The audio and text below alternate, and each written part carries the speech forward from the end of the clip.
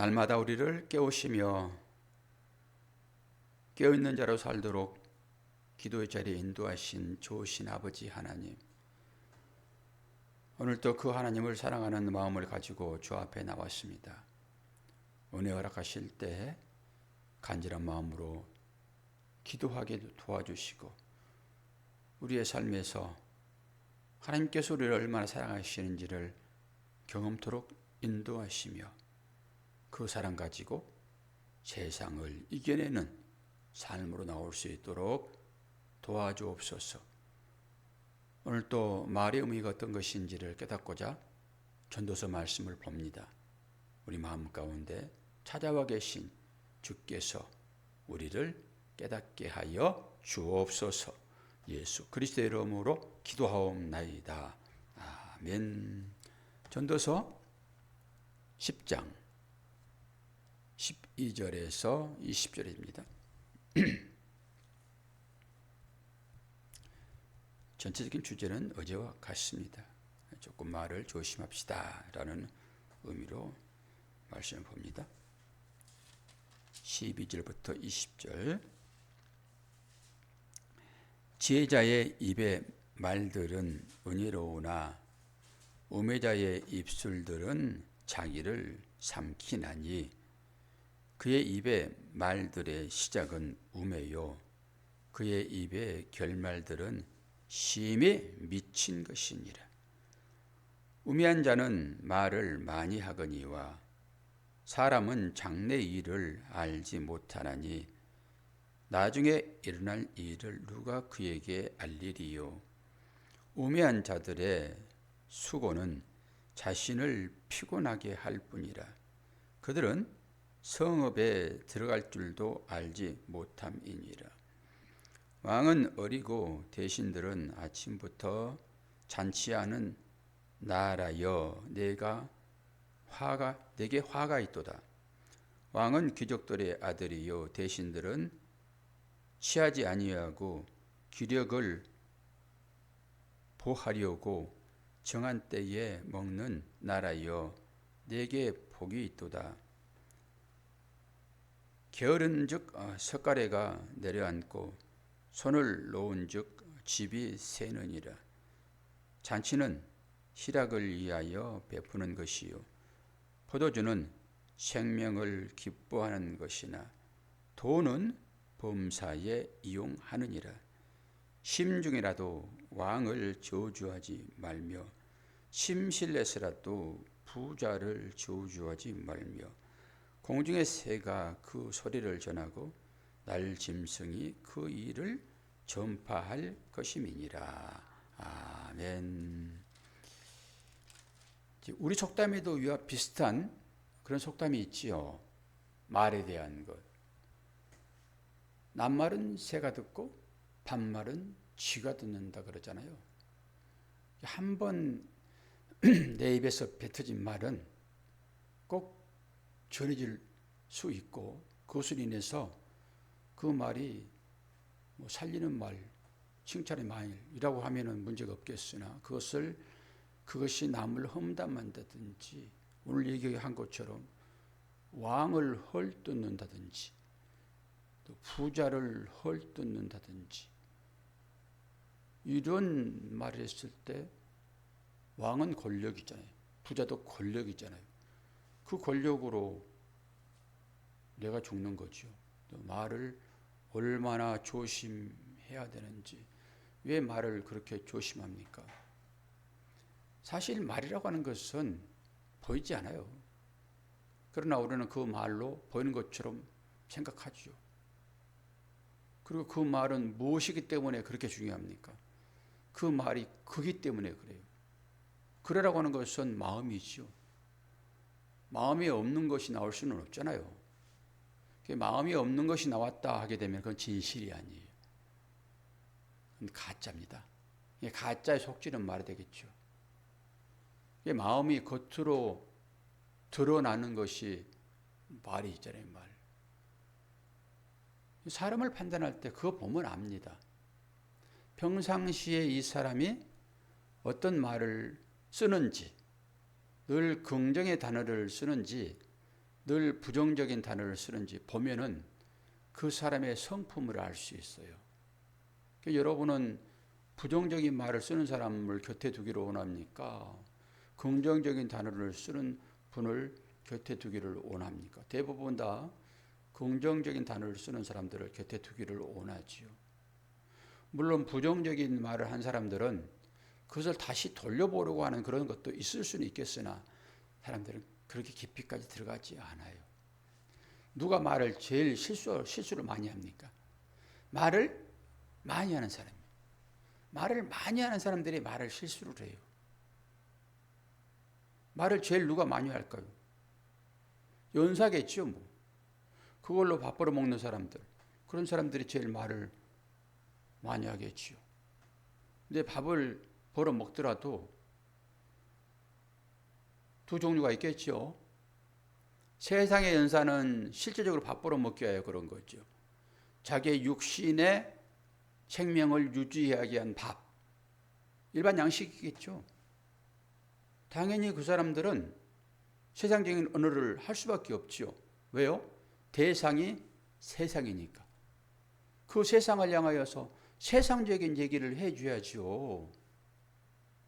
별로 좋은 말을 하지 않더라도 와 당신 말씀 잘하십니다 이렇게 얘기해 줘야 되고, 그 말 태도를 보게 되면은 야, 저 사람은 항상 부정적인 사람인데 나는 그걸 말할 수 없으므로 와, 그 말이 참 유머스럽습니다 라고 얘기를 해 줘야 되고, 이게 세상 강사가 연사가 얘기하는 거죠. 그런데 연사라 해가지고 세상 말만 하는 사람이 있습니까? 아니요. 하나님의 말씀을 전하는 사람도 있어요. 이런 사람을 목사라고 그러잖아요. 목사도 말을 가지고 밥을 먹고 살지요. 말을 가지고. 그러나 이 말은 이제 분별을 좀 해야 할 필요는 있으나 이 말은 하나님의 말을 대신하는 거죠. 본질적으로야. 그런데 변질돼 가지고 세상 말을 하는 사람들이 많이 있죠. 저도 그 중에 하나로 포함이 되는 거고요. 세상 말이라고 하는 것은 사람의 기분을 맞추는 것입니다. 그렇다고 무조건 사람들의 기분을 다 못쓰게 해가지고 그걸 다 죽여버리냐, 이런 건 아니겠죠. 그러나 어떤 것이 하나님의 말씀인가라고 하는 것은 여러분 스스로 성경 전체를 통찰하셔서 보시면 돼요. 성경에도 거짓 선지자가 있고 참 선지자가 있어요. 이 거짓 선지자는 사람들로 하여금 추앙을 받습니다. 많은 사람들에게 추앙받습니다. 참 선지자는 거의 돌 맞아 죽습니다. 그럼에도 불구하고 그것이 참이므로 그는 그 말을 전하고 돌 맞아 죽는 거예요. 이게 십자가잖아요. 왜 십자가가 세워지는 것입니까?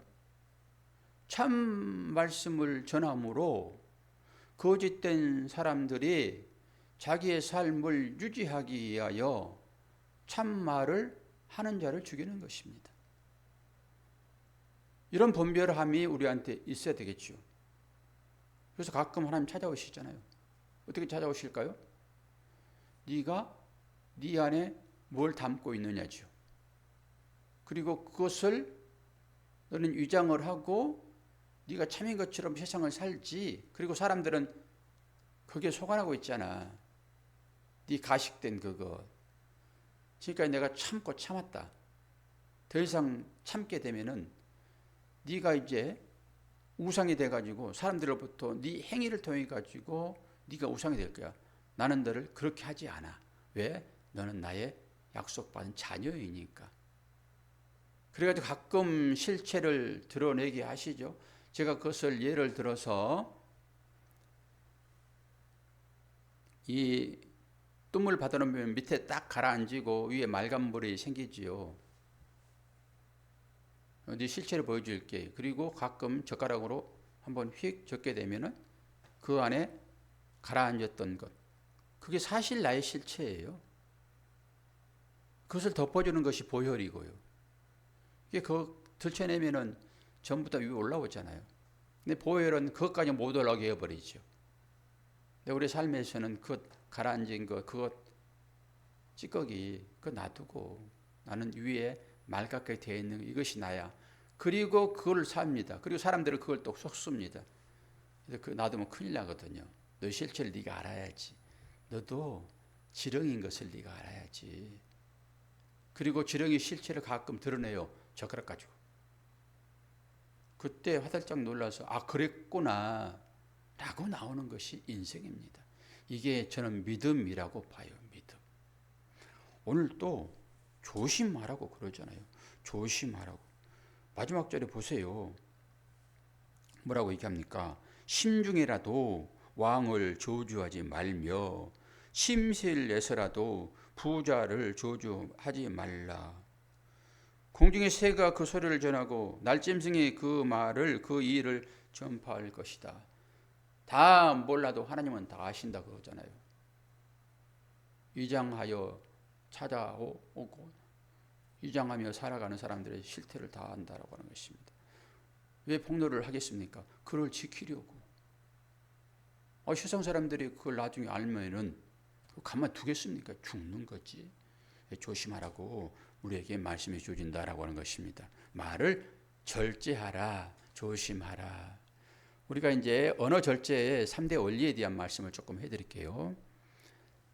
13절에 뭐라고 얘기를 하고 있습니까? 13절. 그의 입의 말들의 시작은 우매요. 그의 입의 결말들은 심히 미친 것이다. 미친 것이다. 뭐라고 합니까? 우리는 그 말로 인해서 우리에게 파멸이 찾아온다. 그것이 곧 우매함이다 라고 하는 것을 얘기를 하고 있습니다. 그리고 말의 한계에 대하여 14절에 얘기하고 있습니다. 우매한 자는 말을 많이 하거니와 사람은 장래 일을 알지 못하나니 나중에 일어날 일을 누가 그에게 알리리요 그러잖아요. 말의 한계를 우리는 인정을 해야 된다라고 해요. 인정. 사람은 내일을 알 수 없어요. 내일 일은 하나님만이 아십니다. 주님만이 아십니다. 내일의 주인은 누구라고요? 주님이시라고요. 주님 맡겨야 돼. 한계를 인정할 줄 알아야 된다라고 하는 것입니다. 그리고 오늘 마지막에 얘기했지만은 보이지 않는 눈과 귀가 있다라고 하는 거예요. 세상에는. 이것은 비밀이야라고 누구에게 한마디만 해보십시오. 바로 나갑니다. 그게. 조금 시간이 걸릴 수는 있어요. 그렇게 말할 때는 이것이 다른 사람들에게 전해져도 별로 문제가 없는 것. 차라리 꼭 전하고 싶으면은 이건 정말로 비밀이야. 누구한테도 말하지 마라. 그렇게 말하십시오. 그러면 그건 분명하게 전해집니다. 분명하게 전해져요. 제일 가까운 사람이 부부간이잖아요. 그러니까 나는 당신을 믿어요. 믿기는 뭘 믿어요? 한번 해보세요. 그것이 지켜지는지. 절대 안 지켜집니다. 말의 절제, 한계 분명히 있다라고 하는 거예요. 그래서 우리가 이제 훈련을 해야 되는데 이 훈련을 세 가지로 제가 말씀을 드려볼게요. 3단계라고만 하는 것입니다. 먼저 내가 말하기 전에 질문을 해보십시오. 뭐라고요? 이것이 사실인가? 그런데 어떻게 사실인지 아닌지를 알 수 있어요? 그래서 어려운 거예요, 그게. 어제 제가 운동을 하면서 여러 사람들과 그 대화하는 것을 보았는데 한국 축구가 졌잖아요. 감독이 거의 매질에 죽게 생겼어요, 지금. 그런데 전부 자신들이 감독이에요. 이겼으면 어떡할 것인가? 그런 생각을 제가 해봐요. 이겼으면 어떡할 것인가? 전호니까 이렇게 해야지. 왜 그래? 당신 어느 학교 나왔어? 막 그런 식으로 하면서 학교까지 매도를 해버려요. 보니까 전부 심판이에요. 자기가 심판이에요. 그런 걸 보면서 아니 그 사람 속에 들어가 보지도 않고 제일 간절하게 이기고 싶은 사람이 누구일까요? 감독과 선수예요. 그 마음을 전혀 인정을 안 해주는 것입니다. 너 일부러 지려고 그랬지? 막 그래버리는 거예요. 일부러 지려고 하는 게 어디 있습니까? 저도 충분히 판단할 수 있죠. 왜 저렇게 했는가? 묘수를 찾지 못해서 그럴 수도 있고 나름대로 생각이 있어서 그렇게 작전을 짰겠죠. 일부러 지려고 하는 사람이 어디 있어요? 욕먹으려고요? 매맞으려고요? 연봉이 30억인가 20억인가 그렇다고 그거 다 내놓으라고 막 그런다고 그러더라고요. 사실인가 확인해 봐야 된다. 말을 전할 때는. 그래서 바로 말하면 안 되는 거예요. 그거 꼭 확인하시고 말을 하는 것입니다.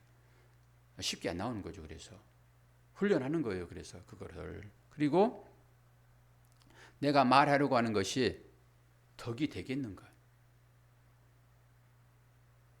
모든 사람들한테 이 말이 덕이 되겠는가? 사실이라 하더라도 이 말이 그에게 덕이 되겠는가? 이럴 수 있어요. 엄청난 일로 인해 가지고 내가 상처를 받았습니다. 그 상처의 치유가 수년이 걸렸어요. 간신히 봉합이 됐습니다. 그런데 그 사실을 들춰내요. 사실을 말하는데 뭐가 문제예요?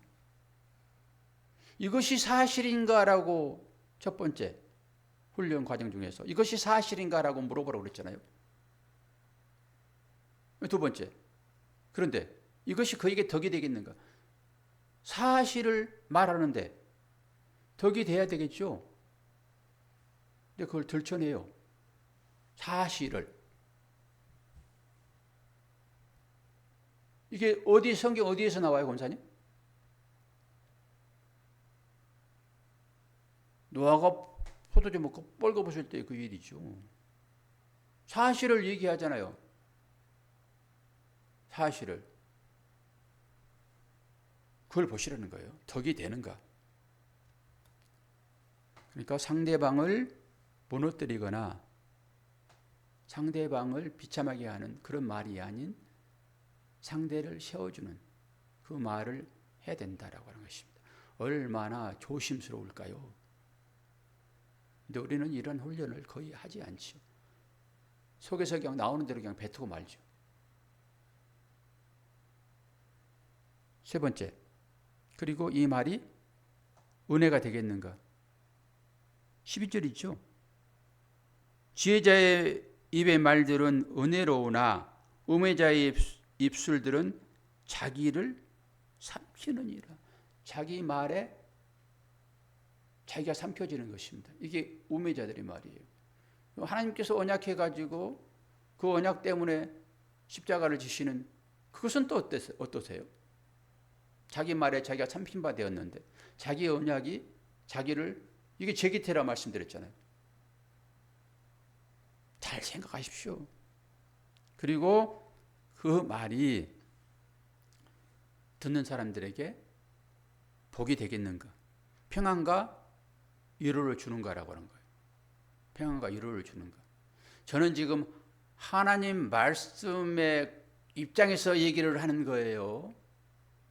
세상적인 얘기가 아니라 세상은 전부 다 가면 쓰고 서로 간에 가면을 너 여기 또 화장이 지워졌네?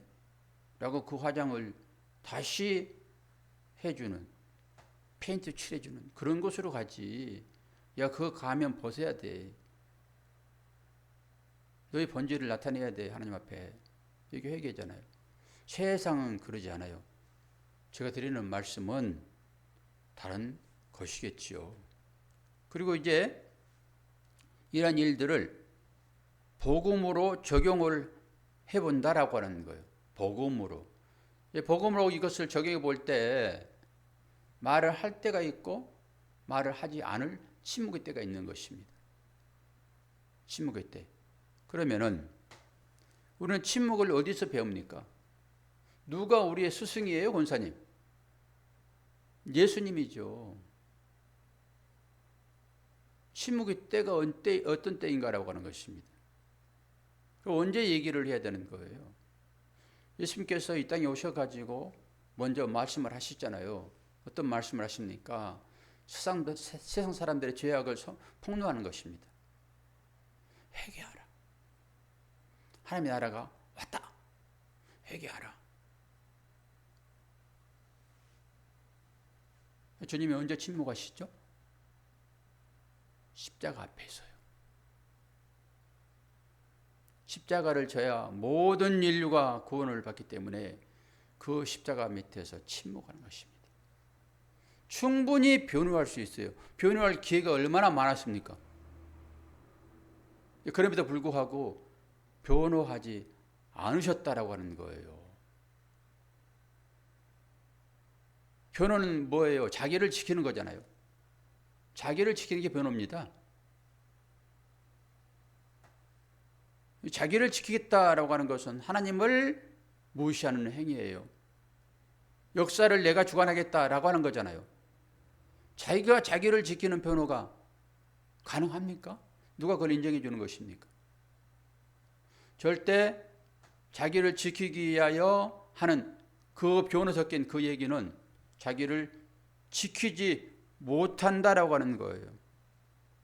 절대 안 된다라고 하는 거예요. 그런데 우리는 어떤 사안이 발생하게 되면 변명을 합니다. 이게 자기 변호예요. 그게 사실일지라도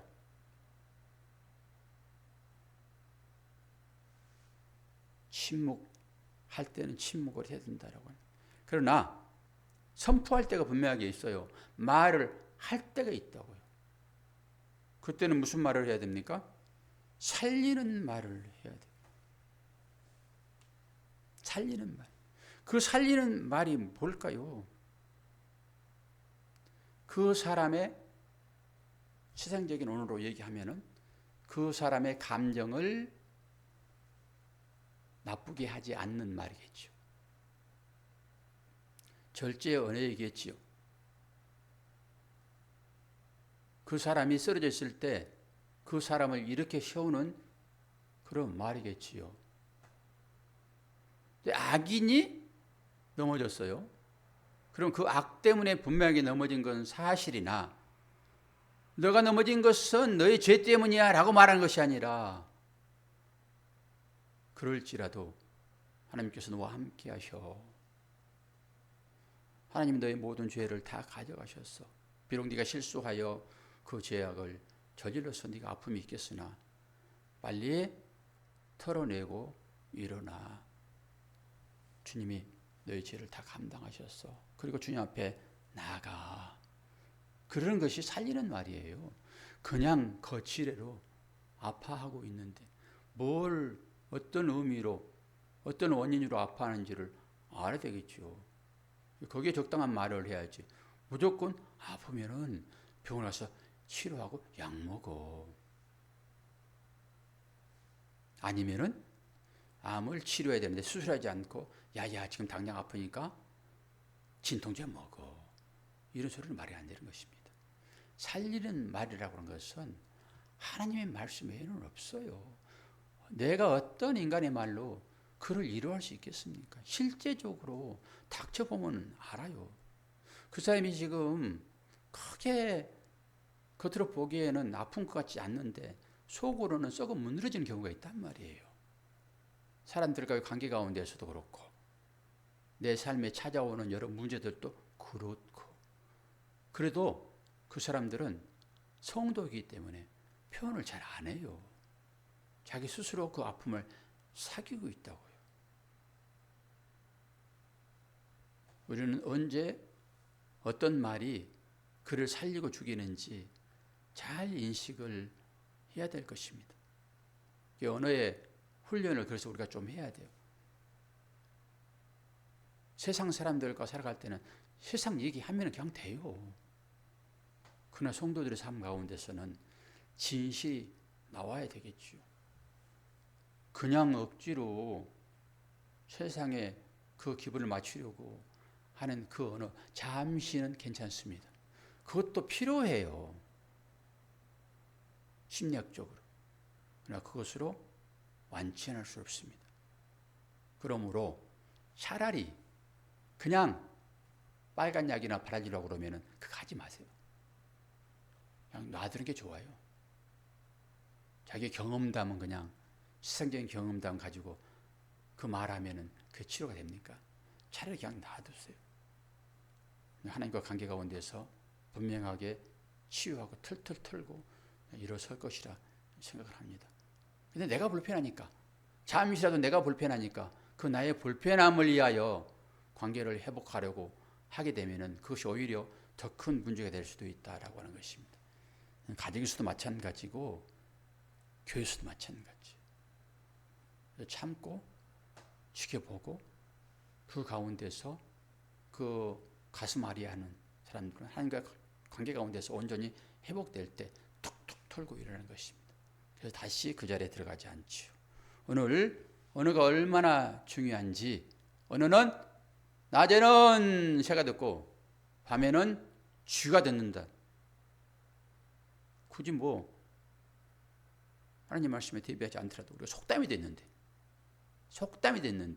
하나님 말씀이 지금 우리에게 주어주고 있잖아요. 뭐라고 얘기합니까? 심셀에서도 하지 말고 부자를 저주하는 말과 공중에 새가 그 소리를 전하고 날짐승의 그 일을 전파할 것이다. 왕을 저주하지 말고. 심실과 심중이라는 것은 어떤 의미인지 아시겠죠?